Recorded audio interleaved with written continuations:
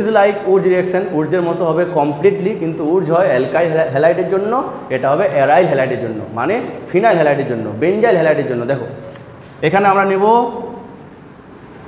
এই ঠিক আছে, এই মলিকিউল দুটো নেওয়া হবে, ঠিক আছে।